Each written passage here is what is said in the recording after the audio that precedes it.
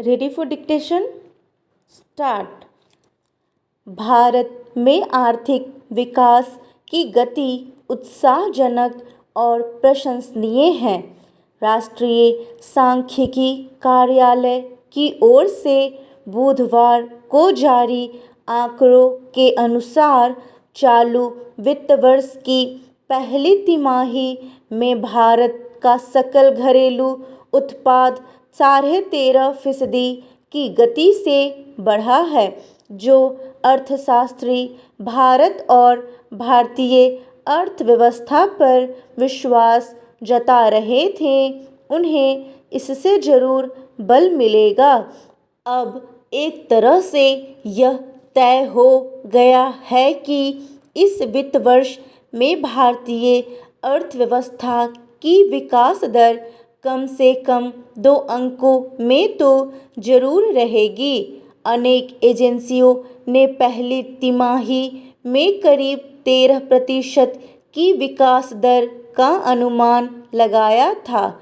हालांकि भारतीय state bank ने अपनी रिपोर्ट में 15.7% की वृद्धि दर का अनुमान लगाया था।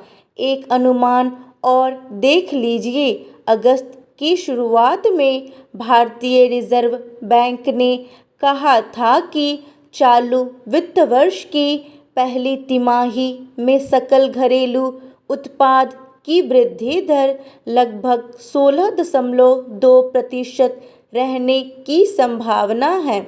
ऐसे बेहतरीन अनुमान यदि साकार नहीं हुए हैं तो इसकी वजहों पर गंभीरता से काम करना चाहिए। अनेक देशों में मंदी को लेकर चिंता है, यहाँ तक कि चीन में भी अप्रैल-जून 2022 में 0.4% की आर्थिक वृद्धि दर्ज की गई है।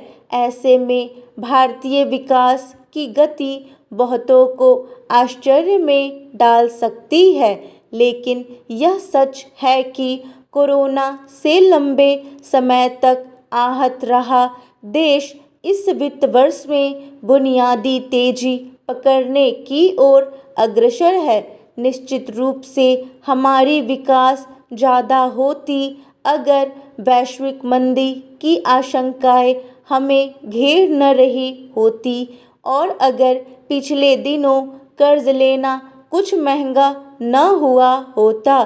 फिर भी 13.5% की विकास दर पर संशय जताने वालों को भी यह ध्यान रखना चाहिए कि भारत तुलनात्मक रूप से ज़्यादा युवा और विकास की ज़्यादा संभावनाओं वाला देश है। हाँ, यह जरूर कहा जा सकता है कि हमारा विकास हमारी क्षमता व ज़रूरत के अनुरूप अभी भी नहीं हो रहा।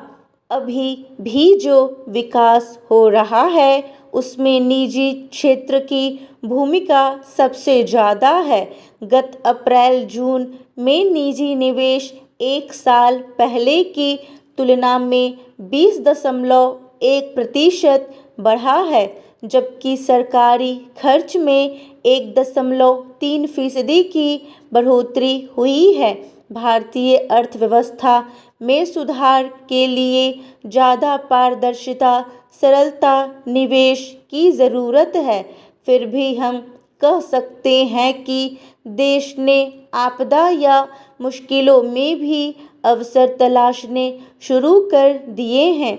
एक चिंता या सवाल यह जरूर है कि जिसे कोर सेक्टर कहा जाता है वहाँ सुस्ती लग रही है।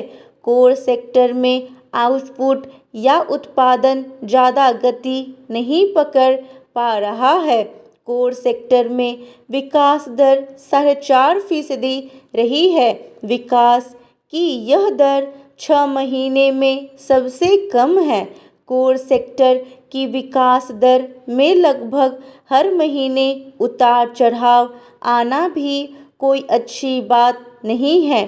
कोर सेक्टर मतलब कोयला, कच्चा तेल, प्राकृतिक गैस, रिफाइनरी उत्पाद उर्वरक, इस्पात, सीमेंट और बिजली पर सरकार को ज़्यादा ध्यान देना पड़ेगा। हमें यह भी ध्यान रखना होगा कि इन उत्पादों के मामले में विदेश पर हमारी निर्भरता ज़्यादा न बढ़े। आखिर कच्चे तेल और प्राकृतिक गैस के उत्पादन में गिरावट क्यों आ रही है? सरकार का घाटा क्यों बढ़ रहा है? 13.5% की तिमाही विकास दर खुशी का अवसर भले हो, लेकिन हमें अभिभूत नहीं होना चाहिए। बहुत सी कमियां हैं, उन्हें जल्दी दूर करना होगा।